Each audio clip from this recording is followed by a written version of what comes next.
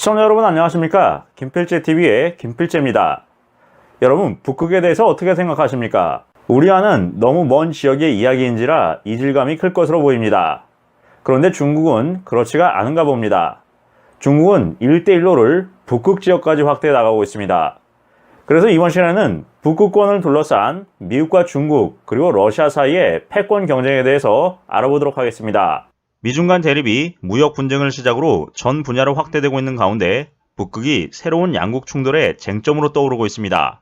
중국이 1대1로를 확장한 북극 실크로드를 계획 추진하면서 미국이 여기에 대해 북극해가 남중국해처럼 될 가능성이 있다는 주장을 내세우며 반대하고 있습니다.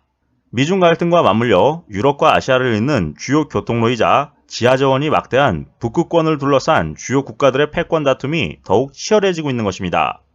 핀란드에서 진행됐던 제17차 북극 이사회는 미국과 중국의 새로운 충돌 무대였습니다. 참고로 북극 이사회는 북극을 둘러싼 미국, 러시아, 캐나다, 핀란드, 노르웨이, 덴마크, 아이슬란드, 스웨덴 등 8개국으로 구성됐습니다. 중국은 인도, 한국, 싱가포르, 이탈리아, 일본 등과 함께 의결권이 없는 옵저버 국가입니다. 사실상 북극 이사회 소속 8개국이 배타적으로 북극권에 대한 지배권을 행사 중입니다. 중국은 이러한 카르텔에 중국식의 경제 블록인 1대1로를 앞세워 미국에 도전하고 있습니다. 중앙아시아 내륙과 남아시아 해상을 지나는 기존의 1대1로에 북극권까지 포함된다면 완벽하게 유라시아 내륙을 포괄할 수 있기 때문인 것으로 분석되고 있습니다. 중국은 최근 자국을 북극 인접 국가로 선언하면서 북극 정책 백서를 발표했습니다. 북극 백서에서 중국 공산당은 북극 항로를 북극 실크로드로 개척하겠다는 의지를 강하게 표명했습니다. 미국 언론 보도에 따르면 2012년부터 2017년 기간 동안 중국 공산당이 북극권에 투자한 금액은 900억 달러에 달한다고 합니다. 특히 1대1로와 연결되면서 투자 규모가 더욱 커진 상황입니다. 미국의 홀로 싸우기 버거운 러시아의 경우 중국의 개입을 반기면서 천연가스 등 자원 개발과 북극 항로 개발에서 중국과 함께하고 있습니다. 특히 중국은 아이슬란드와 노르웨이와도 연구기지 확보와 쇄빙선 개발을 위해 손을 잡았습니다. 현재 미국은 북극 지역까지 눈독을 들이는 중국 공산당을 저지하기 위한 전방위적 공세를 펴고 있는 것으로 나타났습니다. 다른 분쟁 지역과 다르게 북극권은 미국 영토인 알래스카와 직접 맞닿아 있는 곳입니다. 미국은 이 지역에 중국 공산당이 진출하게 되면 미국의 핵심 이익이 흔들릴 것으로 보고 있습니다. 최근 공개된 미 국방부 연차 보고서에는 중국 군사력의 북극 투사에 대한 우려의 내용도 포함됐습니다. 구체적으로 보고서는 중국이 북극 지역의 과학연구시설을 늘리는 것뿐만 아니라 이 지역에 핵잠수함을 배치하는 등 실제 중국군이 활동하게 될 가능성을 경고하기도 했습니다. 시워드 국무장관은 알래스카를 매입한 뒤 그린란드와 아이슬란드의 매입을 진실로 고려해볼 가치가 있다면서 두 섬 매입의 타당성 검토 보고서를 올리라고 지시하기도 했었습니다. 미 국무부가 1868년 발표한 이 보고서는 아이슬란드와 그린란드, 특히 그린란드 구매를 제한한 근거로 정치적 그리고 사업적 고려를 들었습니다. 그러나 시워드가 1869년 3월 국무장관을 그만두면서 그린란드 구매 계획은 흐지부지 됐습니다. 1910년 미국 정부 내부에서 그린란드를 구매하자는 제안이 다시금 제기됐습니다. 그리고 1946년 트루먼 대통령은 1억 달러를 제안하면서 덴마크에 매입 의사를 전달했지만 거절당했습니다. 메릴랜드 대학의 정치학과 부교수인 엘머 플리스케는 1850년 보고서에서 그린란드가 덴마크에 끼치는 막대한 지출 부담과 그 지리적 위치가 미국에 미치는 전략적 중요성을 고려해 이 섬을 미국에 매각할 잠재적 가능성이 있다고 분석했습니다. 그러나 냉전이 끝나자 미국 정부의 그린란드에 대한 관심은 사그러들었고 섬을 매입한다는 계획은 방치됐습니다. 그린란드는 우선 히토류를 비롯해 광물 자원이 풍부합니다. 둘째, 군사 전략적 의의가 큽니다. 세 번째, 중국의 북극권 진출을 막을 수 있다는 것입니다. 영국의 파이낸셜 타임스 보도에 따르면 미국은 최근 그린란드와 히토류를 공동 채굴하는 내용의 양해각서를 체결했다고 합니다. 구체적인 보도를 보면 그린란드에는 약 3,850만 톤의 히토류 산화물이 매장된 것으로 추정되며 전 세계 다른 곳의 히토류 산화물 총량은 약 1억 2천만 톤이라고 합니다. 그린란드에서 모스크바까지는 불과 3,600km 거리이기 때문에 전략폭격기 운영에는 최적지라 할 수 있습니다. 이 때문에 미국은 덴마크와 군사 방위 조약을 맺고 1951년부터 그린란드에 툴레 공군기지를 설립해 운영하고 있습니다. 툴레 공군기지는 전세계 미군기지 전체를 통틀어 최북단 기지에 해당됩니다. 구체적으로 툴레 공군기지는 대륙간 탄도미사일 조기 경보기와 위성 추적 시스템을 갖추고 있으며 제12 우주경보중대 레이더 기지의 본거지이기도 합니다. 뿐만 아니라 최근 북극의 얼음이 녹아내리면서 북대서양 항로와 긴밀하게 연결돼 그 지정학적 위치의 중요성이 점차 커지고 있습니다. 외신 보도에 따르면 북극을 둘러싼 패권 경쟁으로 그린란드가 중요해진 것은 사실이라고 합니다. 현재 캐나다와 북극 사이 바다는 빙하로 가로막혔는데 북극 빙하가 줄어들게 되면 2-3년 이내로 러시아 동북부에서 캐나다 북부 해역 그리고 유럽을 잇는 북서 항로가 열릴 것으로 보인다는 것입니다.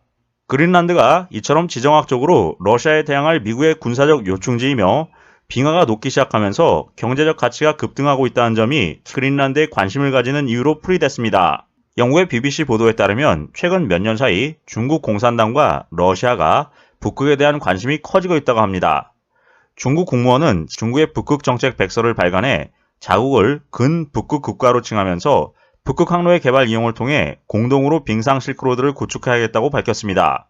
중국은 백서를 통해 북극 지역에서 수많은 과학 연구와 환경 보호를 주창하며 북극의 석유와 가스, 광물 자원 개발과 어업, 그리고 관광 투자에 적극적으로 참여할 뜻을 내비쳤습니다. 사실상 중국의 북극 진출을 공식 선언한 것입니다. 최근 중국은 북극권에 있는 세계 최대의 섬인 그린란드의 공항 건설 프로젝트에 참여했었습니다. 그런데 이러한 중국의 전략적인 투자가 지난해 미국과 덴마크 정부의 반대로 무산됐습니다. 당시 덴마크 정부는 중국 기업인 중국교통건설이 그린란드 공항 확충공사에 참여하려던 것을 안전보장상의 이유를 들어 제지했습니다. 이와 함께 미 국방부는 원조에 의존하고 있는 그린란드 정부가 공항 건설 프로젝트를 위한 대출금 5억 5천만 달러를 중국에 상환할 수 있을지도 우려했다고 합니다. 현재 군사 전문가들 사이에서는 북극의 주요 자원과 항로에 문제가 발생하게 되면 군사 분쟁이 발생할 수 있다고 경고하고 있습니다. 이와 함께 북극위원회는 투자와 전문 지식을 통해 비북극 국가들이 영향력을 확대할 수 있는 길을 열어놨습니다. 최근 남중국해 상황을 바탕으로 미래를 전망해 본다면 영유권 문쟁, 새롭게 부상한 항로, 그리고 천연 자원 개발이 한데 뒤엉켜서 지역 내 긴장이 높아질 수 있다는 것입니다. 아직까지 중국이나 다른 국가들이 북극에 인공섬을 건설하거나 무장하지는 않았지만 영토 분쟁도 심화될 수 있다고 합니다. 미국 해안경비대 사령관은 북극에서 일어나는 상황을 보면 동중국해나 남중국해의 상황과 이상하리만큼 비슷하다고 말했습니다.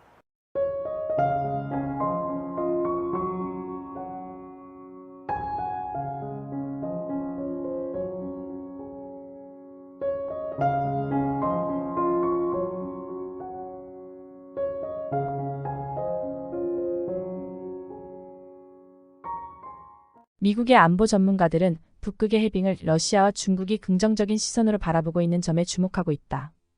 노르웨이의 트롬스 항구에서 수백 마일 떨어진 러시아 콜라반도에는 러시아 북부함대가 있다. 여러 척의 탄도미사일 잠수함과 순양함, 구축함, 초계함을 비롯한 병력, 비행장, 기타 군사 자산들이 북대서양조약기구 국경 근처에 밀집해 있다. 빙하가 녹아내린 뒤 이동이 자유로워진 북극해를 통해 러시아가 최근 나토에 가입하며 자신을 적으로 돌린 북유럽 국가들의 안보 위협을 가할 수 있다는 점을 우려한 것이다. 나아가 현재 진행 중인 가자 지구 문제로 인해 지중해와 인도양을 직접 잇는 홍해 항로의 군사적 긴장감이 높아지면서 아시아와 유럽, 북미와 유럽 어느 쪽으로도 자유롭게 이동할 수 있는 북극 항로가 새 얼음 위의 실크로드로 주목받고 있다. 북극을 끼고 대형 수송선 이동이 가능한 북극 항로 중 북미와 유럽을 잇는 북서항로와 아시아 유럽을 잇는 북동항로의 상당 부분이 러시아가 소유권을 주장하는 지역에 포함돼 있다. 특히 한국 등 극동에서 유럽으로 가는 항로의 경우 북동항로는 수에즈운하 경로보다 훨씬 짧다. 북극권의 사전적 정의는 북위 66.3도 위쪽의 바다와 육지를 의미한다. 이곳은 오랫동안 눈과 얼음으로 뒤덮인 동토였다. 하지만 지구 다른 지역에서 이어지는 첨예한 갈등이 영향을 끼치지 못하는 이른바 북극 예외주의가 적용된 지역이기도 했다. 이 거대한 얼음 땅은 군사 강국들이 이 지역을 거쳐 다른 대륙을 넘나들지 못하게 하는 전략적 완충지대 구실을 했다. 미국 지질조사국에 따르면 북극권엔 전 세계 미개발 천연가스의 30%, 석유의 13%가 잠자고 있다. 북극의 영토를 가진 러시아, 캐나다, 덴마크, 핀란드, 아이슬란드, 노르웨이, 스웨덴, 미국 등 8개 나라는 1996년 북극 이사회를 만들어 이 자원을 평화적이고 지속 가능하게 공동 개발하기 위해 힘을 모으는 듯했다. 북극 개발에 본격적으로 움직이기 시작한 것은 러시아였다. 푸틴은 2013년에 가졌던 연설에서 2020년까지 러시아 연방의 북극권 개발과 안보 전략 등을 발표해 적극적인 북극 개발에 나섰다. 러시아의 이런 움직임이 최근 더 도드라져 보이는 것은 북극의 해빙이 본격화되고 러우 분쟁으로 서구와 갈등이 첨예화됐기 때문이다. 북극 개발과 관련해 가장 눈에 띄는 것은 북극 항로의 상업적 이용이다. 북극 빙하는 최근 10년마다 13% 비율로 사라지고 이르면 2040년 얼음 없는 여름이 올 수 있는 것으로 관측된다. 러시아는 2022년 8월 2035년까지 북극 항로 개발 계획을 발표해 2035년엔 이 바다를 통한 운송량을 현재의 4배인 2억 7천만 톤으로 올린다는 계획을 내놓고 있다. 미국 하버드대 벨퍼 센터는 유크레인 분쟁 뒤 러시아에 부과된 서방의 제재와 많은 외국 기업의 철수로 러시아의 북극 프로젝트의 가동이 지연될 것이라고 예측하면서도 유럽에서 본 손실을 만회하기 위해 북극을 통해 아시아 시장으로 수출을 확대할 가능성이 높다고 내다봤다. 나아가 러시아는 이 항로를 북극권에서 생산한 에너지 수출에 적극 활용할 수 있다. 러시아는 북극권에서 전체 천연가스 생산량의 83%, 석유 17%를 생산한다. 러시아 국내 총생산의 20%가량이 여기서 나온다. 러시아는 2018년부터 북극권 야말 반도에서 생산한 천연가스를 이 항로를 통해 중국에 수출하고 있다. 최근 정세 변화와 맞물려 우려를 모으는 것은 북극해의 군사적 이용 가능성이다. 15년쯤 뒤에는 북극해의 빙하가 녹아 이 바다에서 태평양 대서양에서처럼 보통의 군사활동이 가능해질 것으로 보인다. 미국의 싱크탱크 점원 마셜 펀드는 최근 보고서에서 북극은 이제 강대국 간 경쟁을 관리하며 투명성, 예측 가능성 강화와 신뢰 구축 조처가 필요한 곳이라고 강조했다. 실제로 러우 분쟁 이후 북유럽 국가들은 북극을 군사적으로 활용하는 러시아에 적잖은 안보 위협을 느끼고 있다. 블룸버그 통신은 북극의 석유와 가스 프로젝트가 러시아의 전쟁 자금을 지원하고 있으며 우크라이나를 공격하는 폭격기들이 북극 기지에서 이륙하기도 한다고 지적했다. 미국의 외교 전문지 디플로맷은 러시아가 핀란드와 국경을 맞댄 북극 해안 콜라반도의 함대, 상당 수행 무기, 미사일 시설, 비행장, 레이더 기지를 배치했다며 인근 노바야 제물야제도부터 제물야 알렉산드라 섬에서 러시아 태평양 함대의 본거지인 블라디보스토크 항구로 연결되는 지역에 10년간 옛 소련의 노후 군사시설을 개조하고 새 기지를 건설하며 극초음속 미사일부터 해거래 드론에 이르는 새 무기 시험장을 확장하고 있다고 설명했다. 러시아는 현재도 핵 추진 쇄빙선을 포함해 전 세계 쇄빙선의 절반 가까운 50척 이상을 운영하며 북극에서 최강의 전력을 유지하고 있다. 미국에 맞서 러시아와 전략적 협력을 강화하고 있는 중국 역시 북극에 큰 관심을 보이고 있다. 중국과 러시아는 2017년 7월 정상회담에서 북극 항로 개발을 위한 협력을 약속한 뒤 이를 실행해오고 있다. 미국 역시 최근 급변한 북극의 전략적 의미를 잘 이해하고 있다. 미국은 2022년 10월 새 북극 전략을 공개해 이 지역을 둘러싼 전략적 경쟁이 격렬해지고 있다며 동맹국들과 함께 국제법과 규범에 기초한 질서를 유지하겠다는 방침을 밝혔다. 나아가 중국과 관련해선 북극에 대한 영향력을 얻기 위한 대응을 강화하고 있다며 미국은 효과적으로 경쟁하면서도 긴장을 관리하는 입장을 취하겠다는 각오를 밝혔다. 미국 과학잡지 사이언티픽 아메리카는 러시아와 중국이 빙하가 빠르게 녹는 북극에서 더 공격적 태도를 취하면서 펜타곤의 적신호가 켜졌다며 미국이 북극 정책과 훈련을 재설정하고 있다고 설명했다. 미국은 북극권의 본토 방어를 위한 핵심 전략 지역인 알래스카란 영토를 보유하고 있다. 북극 빙하가 없으면 미국과 러시아 사이엔 직행 고속도로가 뚫리게 된다. 미국 월스트리트 저널은 냉전 이후 미국은 북극에서 존재감이 크게 약화된 반면 러시아와 중국 등은 경제군사적 역량을 투자하고 있다며 러시아 본토는 알래스카 서해안에서 97km도 되지 않는다고 지적했다. 나아가 미국과 북유럽 국가들의 안보 협력이 강화되는 중이다. 특히 러시아와 길이 1300km가 넘는 국경을 마주하는 핀란드는 북극 빙하가 없으면 불과 1000km 거리에 있는 노바야 제물야제도에서 러시아 함대와 맞닥뜨리게 된다. 이로 인해 최근 발트 3국이 미국과 기존 방위협정을 갱신했다.